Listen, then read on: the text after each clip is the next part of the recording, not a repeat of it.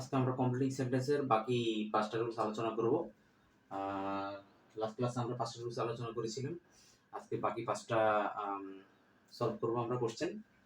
তো দেখা যাক, প্রথম প্রশ্নটা হচ্ছে the tennis match restarted dash the rain had stopped. So এখানে আমরা কোনটা বসাতে পারি? টেনিস ম্যাচটা রিস্টার্টেড হয়েছে, আবার শুরু হয়েছে, পুনরায় শুরু হয়েছে। পুনরায় শুরু হয়েছে, তাহলে আমরা দিতে পারি অ্যাজ সুন অ্যাজ। বৃষ্টি থামার সাথে সাথে খেলা শুরু হয়ে গেছে। Dash living in our style, এটা এত দেখার কোনো কিছু নেই, যেহেতু আইনজি দেওয়া আছে।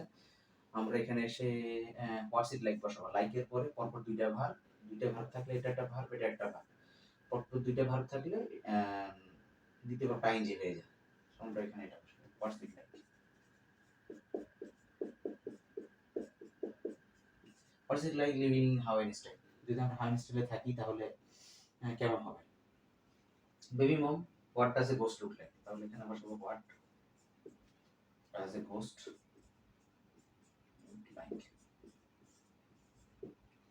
Long ago there lived a warrior. আচ্ছা, এরপর হচ্ছে আমাদের লাস্ট কোশ্চেন।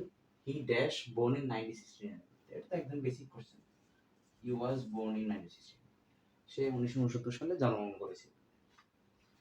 ঠিক আছে, আজকের মতো এখানে ক্লাস শেষ করলাম। ক্লাস ভালো লাগলে অবশ্যই জানাবেন, বা কোনো কোশ্চেন থাকলে অবশ্যই করবেন। পরবর্তী ক্লাসে আবার দেখা হবে ইনশাআল্লাহ। আসসালামু আলাইকুম।